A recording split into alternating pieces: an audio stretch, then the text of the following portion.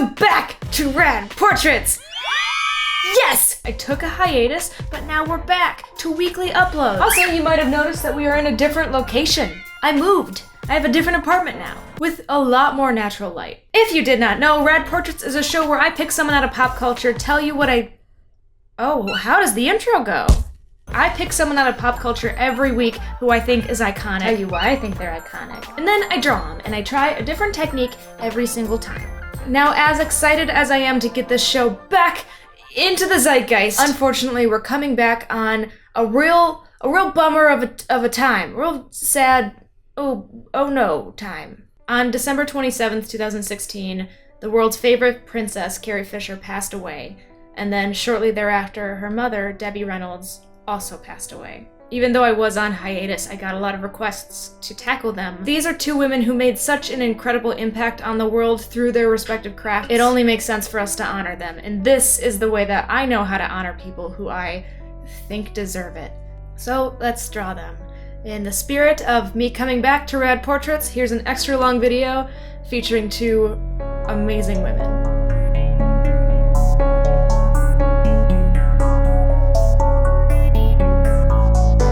Debbie Reynolds and Carrie Fisher were Hollywood royalty. A mother and daughter with a very strong bond, both made their claim to fame in the City of Stars, and what an impact they both have had. Carrie, of course, most famously played Princess Leia from the outrageously popular movie series Star Wars. Leia became one of the biggest icons in popular culture and is recognizable worldwide. She's a role model to many women as a leader who never stops fighting for what she believes in, and even goes as far as using her own chains of enslavement to destroy her abuser in Return of the Jedi. Now, this character is adored across the board for many of her characteristics, but what happens to the actress who plays the woman who would become one of the biggest sex symbols of modern culture? Fame is not an easy thing to endure, especially at the scale that Carrie has endured it, so let's get to the real person behind the buns.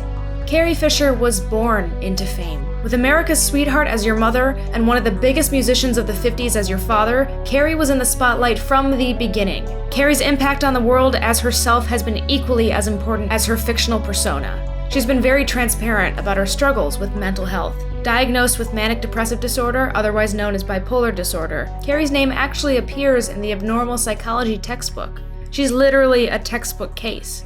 In coping with her frankly bonkers life and mental disorder, she became addicted to cocaine and prescription medicine for a time, citing that Percodan would dial down her manic episodes and contain her many states of being. I remember watching her HBO special, Wishful Drinking, and it completely altered what I thought of her. I became a fan of her outspoken nature and cozy f***it sense of style. Her mania left her with an unapologetic pride, and although that comes with a slew of distress, she built herself up to be a woman who stands on her own 2 feet and isn't afraid to express herself. Carrie's mother, Debbie Reynolds, was the quintessential Hollywood darling. Born and raised in El Paso, Texas, she grew up poor but happy. Her mother once said of Debbie that God gave her brains, but he didn't put them in her head, he put them down in her ankles. After moving to Burbank, California with her family, Debbie won the Miss Burbank Beauty Contest at 16 and landed a contract with Warner Brothers and then later MGM to produce movie musicals. If you thought Emma Stone in La La Land was good, that character was an homage to the Debbie Reynolds of the 50s and cannot hold a candle to the real thing. Debbie worked constantly. Not only was she an actress, but she was also a singer, a businesswoman, film historian, and humanitarian. She fell in love and married singer Eddie Fisher in 1955 and subsequently had 2 kids by him, Todd, and you guessed it, Carrie. Unfortunately, she was unlucky in love, and in a Hollywood scandal that might have actually rivaled this past election, Eddie left her to marry her then best friend and recent widow, Elizabeth Taylor. Now, independent of her subsequent marriages and unfortunate divorce situations, Debbie went on to win a slew of awards for both her performances and her humanitarian efforts. She came up amongst the city's elite and was a living reminder of the poise and grace of old Hollywood. Where Carrie was thrilling and dangerous, Debbie was put together and optimistic. Carrie's rebellion to the perfect family image and Debbie's constant striving for it somehow still resulted in a mother-daughter relationship that, regardless of conflicting points of views, was incredibly close and loving. HBO produced a documentary about their relationship in recent years called Bright Lights. It premiered on January 7th in memoriam of them and depicts the humorous, often complex, but always loving relationship the two shared.